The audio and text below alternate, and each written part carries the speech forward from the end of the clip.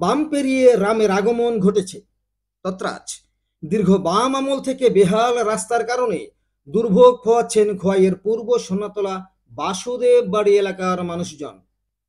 প্রায় 3 কিলোমিটারের উপর রাস্তা, 69 পরিবারের বসবাস সেখানে। শীতকালে যেমন তেমন হলেও বর্ষার দিনে রাস্তার করুণ অবস্থার কারণে দুর্ভোগ পোহাতে হয় এলাকাবাসীদেরকেই। কি কারণে রাস্তাটি এখন পর্যন্ত দাঁড়াতে পারল না, তারাও ভেবে উঠতে পারছেন না বলে জানান এলাকাবাসীরা। এটা গাঁওসভা পূর্ব সোনাতলা খোয়াই বিধানসভার 25-এর 1 নম্বর ভাগ। এই রাস্তাটা যে খারাপ কতদিন যাবত? এটা দীর্ঘদিন যাবত এই রাস্তাটা খারাপ।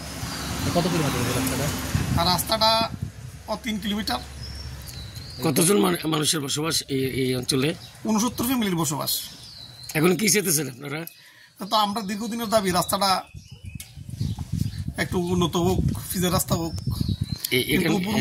কি তা হইতাছে তো ঠিক জানি না, আমরা তো দাবি কন্টিনিউ করে দিতেছি, কিন্তু আমরা তো কোনো খবর পাইতাছি না কি হইতাছে।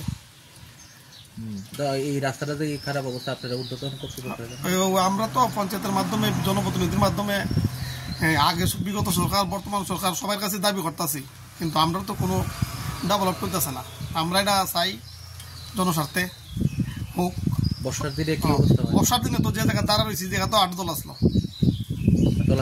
চলাফেরা তো বন্ধ আসলো, চলাফেরা সোনার থেকে সেফার মানুষ।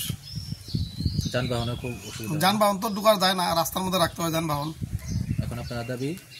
রাস্তাটা অবিলম্বে রাস্তাটা হোক, এটি আমরা দাবি। আপনার নাম? কি মোহন দেবনাথ। বিষয়টি নিয়ে পূর্ব সোনাতলা গাঁও সভার জনপ্রতিনিধি গোপাল দাসের খোঁজ করলেও ওনাকে পাওয়া যায়। এক কথায় মাথায় হাত দিয়ে দীর্ঘ বছর যাবৎ দুর্ভোগ পোহাচ্ছেন সেখানকার এলাকাবাসী। খোয়াই থেকে প্রদীপ ঘোষের রিপোর্ট, ত্রিপুরা পাইওনিয়ার।